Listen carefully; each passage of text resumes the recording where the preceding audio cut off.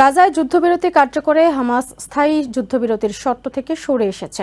আন্তর্জাতিক বিভিন্ন গণমাধ্যমে প্রচারিত এমন সংবাদকে নাকচ করে দিয়েছে সংগঠনটি। রোববার একাধিক গণমাধ্যমে বিবৃতি দিয়ে এই বিষয়ে নিজেদের অবস্থান স্পষ্ট করে তারা। এদিকে আইডিএফ মুখপাত্র ড্যানিয়েল হ্যাগারি গণমাধ্যমে দেয়া সাক্ষাৎকারে জানিয়েছেন, হামাসকে নির্মূল করতে তাদের আরও 5 বছরের বেশি সময় লাগতে পারে। তবে ইসরায়েলের বিরোধী দলের নেতা ইয়ার লাপিদ হুঁশিয়ার করে বলেছেন, আইডিএফ দীর্ঘ সময় ধরে যুদ্ধ চালিয়ে যেতে সক্ষম না।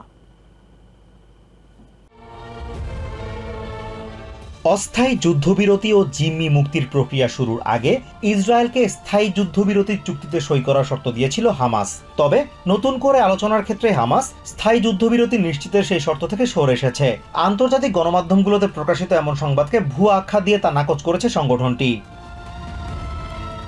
রোববার বিভিন্ন গণমাধ্যমে পাঠানো এক বিবৃতিতে একথা জানিয়ে হামাস বলে, ইসরায়েলের সাথে সমঝোতায় পৌঁছানোর ক্ষেত্রে স্থায়ী যুদ্ধবিরতির শর্ত তাদের প্রধানতম চাওয়া। একই সাথে গাজা থেকে সকল ইসরায়েলি সেনা প্রত্যাহারের দাবিও জানিয়ে আসছে হামাস।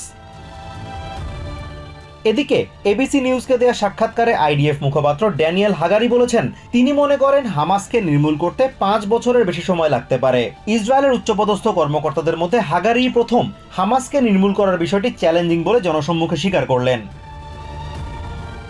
অন্যদিকে ইসরায়েলের বিরোধী দলীয় নেতা ইয়ার লাপিদ এক রেডিও সাক্ষাৎকারে বলেছেন, ইসরায়েলি বাহিনী সুদীর্ঘ সময় ধরে যুদ্ধ চালিয়ে যাওয়ার জন্য উপযোগী নয়, ফলে সেই পথে না হেঁটে শিগগিরই হামাসের সাথে যুদ্ধবিরতি চুক্তিতে যেতে প্রধানমন্ত্রী বেঞ্জামিন নেতানিয়াহুর প্রতি আহ্বান জানান তিনি।